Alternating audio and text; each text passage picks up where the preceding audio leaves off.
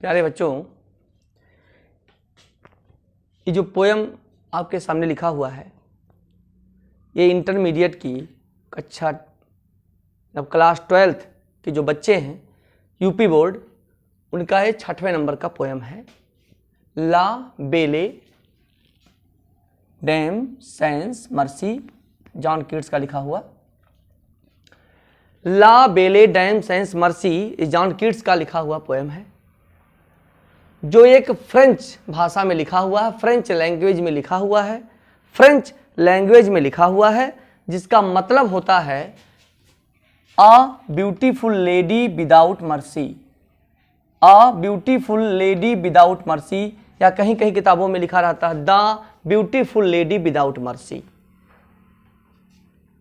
John Keats ने इस कविता को लिखा है, इसका मतलब होता है एक सुंदर औरत जिसके पास दया नहीं है, दया रहित सुंदर औरत। जॉन कीट्स ने इसको लिखा है जो 1795 ईस्वी में जन्म हुआ था और 1821 में इनका स्वर्गवास हो गया था। कुल मिला के 26 साल अवस्था में, बहुत कम उम्र में इन्होंने अपने शरीर को छोड़ा है। अब जान लेते हैं कि ला बेले डैम सेंस मर्सी एक फ्रेंच टाइटल है जो लिया गया था 15वीं शताब्दी में। एक पोएट थे एलन चार्टियर से इस टाइटल को बारो किया गया है। इस टाइटल को एलन चार्टियर ने भी लिखा था, ला बेले डैम सेंस मर्सी, उसी से बारो किया गया है। 15वीं शताब्दी की बात है, जॉन कीट्स ने इसको बारो किया था और इसका मतलब होता है a beautiful lady without mercy. John Keats ने इस पोएम को लिखा है बैलेड रूप में। किस रूप में लिखा है? बैलेड के रूप में। ये बैलेड है, पोएट्री का एक फॉर्म होता है जिसको हम बैलेड कहते हैं। बैलेड होता क्या है? A long song or poem telling stories in simple language. एक बड़ी कविता होती है या कोई बड़ी गीत होती है जिसको बहुत ही सिंपल भाषा में उस कहानी का वर्णन किया होता है। Telling stories in simple language, simple language में, साधारण भाषा में उसका प्रयोग किया होता है। वो एक यह बैलेड है, इसी को बैलेड कहते हैं। बैलेड फॉर्म में लिखा हुआ है जॉन कीट्स का। और ध्यान दीजिएगा, देखते रहिए। ये जो कविता है ये 1819 में लिखी गई, कंपोज की गई और 1820 में इसका ये पब्लिश्ड हुआ था, प्रकाशित हुआ था 1820 में और लिखा गया था 1819 में। 1819 में लिखी गई कविता 1820 में पब्लिश हुई थी। और देखिए इस पोयम में ला बेले डैम सेंस मर्सी में टोटल 12 स्टैंजाज हैं। 12 स्टैंजाज हैं और 12 में कितने हुए? एक एक स्टैंजा में 4-4 लाइनें हैं। कुल मिलाकर 48 लाइन है, 48 लाइन्स, जिसकी राइमिंग स्कीम क्या है? A B C B, A B C B इसकी राइमिंग स्कीम है। अर्थात पहली लाइन दूसरी लाइन चौथे से मिलेगी और पहली और तीसरी का कोई राइमिंग वर्ड नहीं है। बी और दूसरा और चौथा मिलेगा। इसका मतलब यह है कि 12 स्टैंजा है, 48 लाइन है, राइमिंग स्कीम इसका है ए बी सी बी। अब ये देखना है कि जो जॉन कीट्स हैं ये रोमांटिक पोएट्स हैं। रोमांटिक पोएट्स में आते हैं, जो रोमांटिक पोएट होते हैं उनमें आते हैं। तो रोमांटिक पोएट्स की जो कैटेगरी है वो 2 कैटेगरी थी, एक ओल्ड रोमांटिक और यंग रोमांटिक। तो जो ओल्ड रोमांटिक पोएट थे, ओल्ड रोमांटिक लिखा ना, ओल्ड रोमांटिक में विलियम ब्लेक आते हैं, विलियम वर्ड्सवर्थ आते हैं और एस.टी. कॉलरिज आते हैं। और यंग वाले में, यंग रोमांटिक्स में क्या है, जो यंग रोमांटिक वाले हैं उसमें जॉन कीट्स आते हैं, पी.बी. शेली आते हैं और लॉर्ड बायरन आते हैं। जॉन कीट्स की कविता यह है ला बेले डैम सेंस मर्सी। ऐसा नहीं है कि जितने भी रोमांटिक पोएट होते हैं ये रोमांस से भरी कविताएं लिखती है, ऐसी कोई बात नहीं है। नेचर से भी लिखते हैं। ये विलियम वर्ड्सवर्थ को हाई प्रीस्ट ऑफ नेचर कहा जाता है। अब ये जानना है कि ये ला बेले डैम सेंस मर्सी में वह औरत कौन थी जो दया रही थी। वो औरत कोई दूसरी नहीं थी बल्कि इनकी एक फियांसी थी, स्वीट हार्ट, जिसको हम फैनी ब्राउनी के नाम से जानते हैं। क्या नाम था उसका? फैनी ब्राउनी। फैनी ब्राउनी से प्रेम करते थे। फैनी ब्राउनी ने इनको आगे चलकर कालांतर में इनको धोखा दे दिया और बाद में उसी के डिप्रेशन होते होते इनको ट्यूबरकुलोसिस हुआ और ट्यूबरकुलोसिस हो करके फिर ये 1821 में अपने शरीर का त्याग कर दिया। अब इस कहानी में क्या है, इस कविता में क्या है? इस कविता के दो भाग हैं। इस कविता के दो भाग हैं। प्रथम 3 स्टैंजा जो है, फर्स्ट, सेकंड, थर्ड में स्पीकर ने एक नाइट से, नाइट मीन्स योद्धा, नाइट मीन्स योद्धा, देखिए लिखा है KNIGST, नाइट, योद्धा से स्पीकर ने प्रश्न किया है और चौथा से लेके 12वां तक में उसका जवाब है। नाइट ने जवाब दिया है। अब देखिए ध्यान से, इस प्रकार जब 2 भागों में बटी कविता है, प्रश्न पूछा गया उत्तर मिला, प्रश्न पूछा गया उत्तर मिला, तो इसको डायलॉग फॉर्म या मोनोलॉग फॉर्म कहा जाता है। आगे बात समझ में।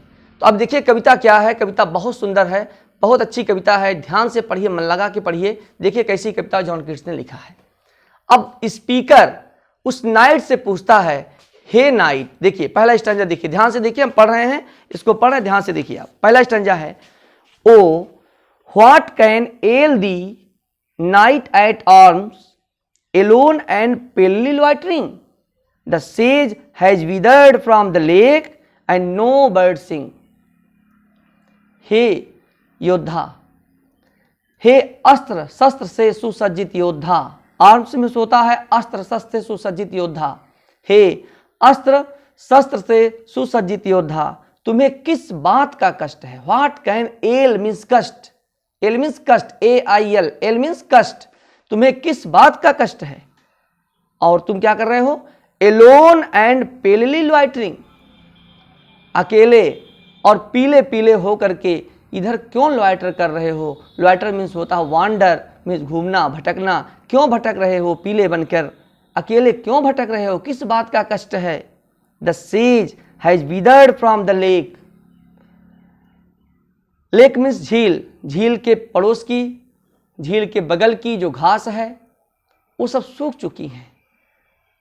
द सेज has withered from the lake and no bird sing, और कोई चिड़िया गीत नहीं गा रही है।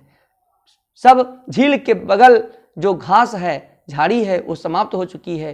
कोई चिड़िया गीत नहीं गा रही है इस ठंडी पहाड़ी पर, और तुम यहाँ अकेले क्या कर रहे हो? किस बात का कष्ट है? किस बात की पीड़ा आपको सता रही है? ठीक, दूसरा देखिए, फिर उसी क्वेश्चन को रिपीट किया है, रिपीटेड क्वेश्चन, दूसरे स्टैंजा में रिपीटेड क्वेश्चन देखिए। Oh what can ail thee knight at arms, हे अस्त्र शस्त्र से सुसज्जित योद्धा, किस बात का तुम्हें कष्ट है? किस बात का कष्ट है? सो हैगार्ड, बहुत बढ़िया विशेषण, सो haggard and so O vegan, किस बात का कष्ट है? सो हैगार्ड, हैगार्ड मीन्स होता है थका मादा, थका थका, तुम इतने थके दिखाई पड़ रहे हो। एंड सो ओ वीगान, और बहुत ही ज्यादा उदास दिखाई दे रहे हो। वैसे ओ माने होता है दुख, होता है WOE, ओ मीन्स दुख। किस बात का तुम्हें दुख है? तुम दुखी दिखाई दे रहे हो, तुम उदास दिखाई दे रहे हो, तुम थके मादे दिखाई दे रहे हो। किस बात का कष्ट है? हे अस्त्र शस्त्र से सुसज्जित योद्धा, तुम्हें किस बात का कष्ट है? The squirrel's granary is full and the harvest done, squirrel गिलहरियों ने अपने, स्क्वेरल जो है मतलब गिलहरी, गिलहरी ने अपने भंडार को भर लिया है। And no bird and the harvest done, किसान अपने खेत फसल को काट करके रख चुके हैं, उनकी फसल पक चुकी है, अपने हार्वेस्ट उनकी कंप्लीट हो चुकी है, उनका हार्वेस्ट मीन्स फसल, उनकी फसल तैयार हो चुकी है। कोई यहाँ नहीं है, स्क्वेरल ने अपना भंडार भर लिया है, किसानों ने अपना भंडार भर लिया है। अब आप क्यों यहाँ भटक रहे हो? क्यों घूम रहे हो? किस बात का कष्ट है? आप थके मादे दिखाई दे रहे हो, आपको बहुत ज़्यादा परेशानी है। फिर तीसरा स्टैंजा देखिए क्या कहते हैं, I see a lily on thy brow, I see a lily on thy brow with anguish moist and fever dew and on thy cheeks a fading rose fast wither too. देखिए, I see a lily on thy brow, मैं तुम्हारे bro miss भाव, मैं तुम्हारे भाव पर एक कुमुदनी देखता हूं। इसका मतलब है तुम बहुत कमज़ोर हो चुके हो, तुम बहुत ज़्यादा कमज़ोर हो चुके हो, रक्तहीन हो चुके हो, सफ़ेद जैसे दिखाई हुए, पीले पीले दिखाई दे रहे हो। विथ एंग्विश, बहुत ज़्यादा कष्ट तुम्हें मैं तुम पर बहुत ज़्यादा कष्ट देख रहा हूँ। With anguish moist and fever due, बहुत ज़्यादा मानसिक कष्ट है। मॉइस्ट एंड फीवर ड्यू, गहरी उत्तेजना के कारण पसीने की नमी तुम्हारे चेहरे पर देखी जा सकती है, बहुत ज़्यादा परेशान नजर आ रहे हो। एंड दाई चीक्स, और तुम्हारे गालों की, तुम्हारे कपोलों की जो लालिमा है वो फेडिंग रोज, ऐसे समाप्त हो रही है जैसे मुरझाता हुआ गुलाब का फूल। फास्ट विदर टू, फास्ट विदर, जल्दी से मुरझाता हुआ प्रतीत हो रहा है। इन पंक्तियों में कवि ने बहुत अच्छे मेटाफर का प्रयोग किया है, बहुत अच्छा रूपक अलंकार का प्रयोग किया है। अब 3 स्टैंजा में कवि ने प्रश्न पूछा है, अब नाइट चौथे से लेकर 12वें तक के स्टैंजा में उत्तर देता है। क्या उत्तर देता है, देखिए क्या बताता है, ध्यान से सुनिए। वह क्यों परेशान है, क्यों घूम रहा, क्यों भटक रहा, बताता है। देखिए, I met a lady in the meads, full beautiful, a faery child, her hair was long, her foot was light, and her eyes were wild. I met a lady in the meads, चरागाह के मैदान में मैं एक औरत से मिला। Met a lady, औरत कौन है पता है? पता है ना, फैनी ब्राउनी है। I met a lady in the meads, चरागाह के मैदान में मैं एक औरत से मिला। औरत क्या थी? फुल ब्यूटीफुल, बहुत सुंदर, फुल ब्यूटीफुल, बहुत सुंदर। ए फेरी चाइल्ड, ऐसे जैसे लगता था परी की बेटी हो, परी की बच्ची हो, परी की बेटी हो, बिल्कुल परी थी। हर हेयर वाज लॉन्ग, उसके बाल बहुत लंबे लंबे थे। हर फूट वाज लाइट, हल्के कदम से चलती थी, बहुत ग्रेसफुल स्टाइल में चलती थी। And her eyes were wild, और उसकी आंखें क्या थी? बहुत ही आकर्षक, बहुत ही आकर्षक, बहुत ही प्रेम से भरी हुई आंखें थी। वाइल्ड में जंगली होता, लेकिन जंगली आंख नहीं होती है। आंखों में आकर्षण बहुत ज़्यादा था, बहुत ज़्यादा आकर्षक आंखें उसकी थी, प्रेम से भरी हुई आंखें थीं। ये तो चौथा हो गया। 5वें स्टैंजा में जब उसने उस औरत को देखा तो पोएट ने क्या किया? क्या किया देखिए, I made a garland for her head, तो मैंने उसके सिर के लिए क्या बनाया? माला बनाया। सिर के लिए गार्लैंड, फूलों की माला बनाया। एंड ब्रेसलेट, और हाथों में ब्रेसलेट बनाया फूलों की।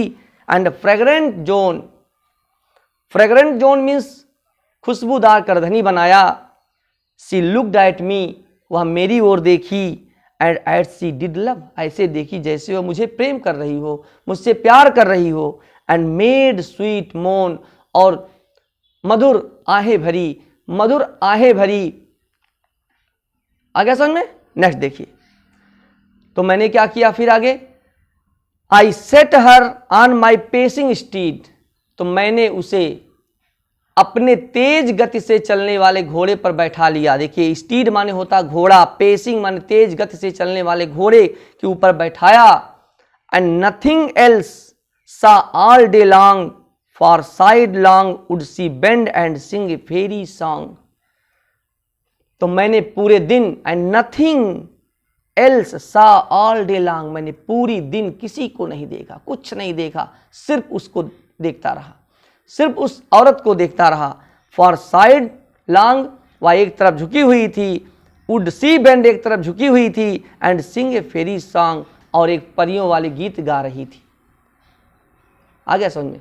अगला देखें, तो उसने मुझे क्या दिया? उस औरत ने मुझे क्या दिया? देखिए, she found me roots of relish sweet and honey wild and manna dew and sure in language tense she said I love thee true. देखिए ध्यान से, उसने मुझे सुस्वाद, मधुर, मधुरता से भरा हुआ कंद मूल फल खिलाया, फल दिया। देखिए, she found me roots of relish sweet, सुस्वाद, मधुर, कंद मूल फल, रूट्स मीन्स कंद मूल फल खिलाया जो जंगल में मिल रहा था। एंड हनी वाइल्ड, और जंगली मधु खिलाया, शहद दिया। एंड मन्ना ड्यू, और ऐसा पेय पदार्थ दिया जो स्वर्ग का पेय पदार्थ, स्वर्ग से देवता लोग जो भोजन देते हैं वो भोजन मुझे दिया, मन्ना ड्यू दिया। एंड श्योर इन लैंग्वेज, और बड़ी विचित्र लैंग्वेज में उसने कहा, she said I love thee true, मैं तुमसे बहुत ज़्यादा प्यार करती हूँ, मैं बहुत ज़्यादा तुमसे प्रेम करती हूँ। नेक्स्ट देखिए 8वां stanza. She took me to her elfin grot and there she wept and sighed full sore and there I shut her wild wild eyes with kisses four. फिर उसने मुझे कहा, वहां कहाँ ले गई मुझे, कंदमूल फल खिलाने के बाद कहाँ ले गई। She took me to her इल्फिन ग्राट, इल्फिन ग्राट माने परियों वाली जो गुफा है, रहस्यात्मक गुफा, इल्फिन ग्राट मिस्टीरियस केव, उस मिस्टीरियस केव में गुफा में लेकर के मुझे गई। And there she wept and sighed full sore, और वहाँ बहुत जोर जोर दहाड़े मार के रोई, वो बहुत तेज तेज रोई। अब क्यों रोई, पोएट ने इसका वर्णन नहीं किया है, क्यों रोई, बहुत तेज तेज रोई। तो जब उसने रोना शुरू किया तो पोएट ने क्या किया, उस नाइट ने क्या किया, and there I shut her wild wild eyes, तो उसकी आकर्षक और उसके प्रेम से भरी आंखों को मैंने क्या किया, उसकी आंखों को सट कर दिया। विथ किसेज फोर टाइम्स, किस करके उसके आंखों को मैंने बंद किया। इस प्रकार उस कवि ने, उस नाइट ने उसके प्रति अपना प्रेम दर्शाया। नेक्स्ट देखिए, फिर उसने क्या किया, and there she lulled me asleep, फिर उसने मुझे लोरी गाकर सुला दिया। And there she lulled me asleep, तब उसने मुझे लोरी गाकर सुला दिया। एंड दियर आई ड्रीम्ड, और जब मैं सो गया तो मैंने एक स्वप्न देखा। ओ वीटाइड, ऐसे लगा जैसे मेरे ऊपर कोई मुसीबत आ पड़ी। ओ बीटाइड, बहुत पहले का लिखा हुआ शब्द है, ओ बीटाइड, मुसीबत आ पड़ी। The latest dream I ever dreamed, सबसे अंतिम स्वप्न था, मेरे द्वारा देखा गया सबसे अंतिम स्वप्न था ये। The latest dream on the cold hill side, इस ठंडी पहाड़ी के बगल में देखा गया सबसे अंतिम स्वप्न था। इसलिए क्योंकि तब से मैं घूम ही रहा हूं, टहल रहा हूं, परेशान हूं, तब से मैं सोईबा नहीं किया। तो मैं स्वप्न में देखा क्या, I saw pale kings and princes too, pale warriors death pale were they all, they cried La Belle Dame sense mercy hath दीन थ्राल। मैंने क्या देखा स्वप्न में, मैंने राजाओं को देखा, पीले पीले राजाओं को देखा, एंड प्रिंसेस, और राजकुमारों को देखा, पीले पीले राजकुमार, पीले पीले राजा, पेल वॉरियर्स, और पीले पीले योद्धा लोग को मैं देखा। Death pale were they all, वे सभी के सभी मृत तुल्य पीले पीले हो चुके थे, एकदम पीले पीले रक्तहीन हो चुके थे। दे क्राइड, वे चिल्लाए, ला बेले डैम सेंस मर्सी, अरे अरे तुम भी इस औरत के चक्कर में पड़ गए, हैत दीन थ्राल, तुमको भी इसने अपने चंगुल में फंसा लिया है। ऐसी औरत है, दयाहीन औरत, जिसके पास दया नहीं है, दया रहित औरत है, तो तुमको भी अपने चंगुल में फंसा लिया है। अब देखिए अगला स्टेंजा 11वां। I saw their starved lips in the gloam, gloam का मतलब होता धुंधला, शाम का समय जो होता ग्लोम होता है, gloam. I saw their starved lips in the gloam, शाम के समय, शाम का समय में देखा क्या, उनके स्टार्व्ड लिप्स, स्टार्व्ड लिप्स का मतलब होता है उनके सूखे सूखे ओठों को मैंने देखा शाम के समय, शाम के समय देखा उनके सूखे सूखे ओठ उनके सूख गए थे। With hurried warning gapped wide, चौड़े चौड़े ओठ खुले हुए थे और चेतावनी दे रहे थे, चौड़े ओठ खुले थे जो चेतावनी दे रहे थे। एंड आई ओक, चेतावनी क्या दे रहे थे कि तुम भी इनके चक्कर में पड़ गए, तुम इसका साथ जल्दी से छोड़ दो। And I woke and found me here on the cold hill side, और जब मैं जगा तो मैं अपने आप को यहीं ठंडी पहाड़ी के बगल में पाया। Next and last, and this is why, और यही कारण है, this is why I sojourn here, यही कारण है कि मैं यहाँ ठहरा हुआ हूँ। एलोन एंड पेलली लॉइटरिंग, पीला पीला बन के अकेले यहाँ पर भटक रहा हूँ। लॉइटरिंग मीन्स भटक रहा हूँ।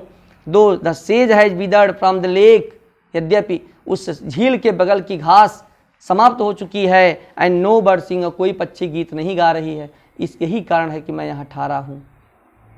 पहले स्टैंजा की जो 3 लाइनें हैं, पहले स्टैंजा की 3 लाइन वो लास्ट की 3 लाइन से मिलती जुलती हैं, रिपीटेड हैं। इस प्रकार कवि ने, उस नाइट ने अपनी दास्तान बताया कि हम यहाँ क्यों भटक रहे हैं। And that is the end of the poem. That's all, to be continued.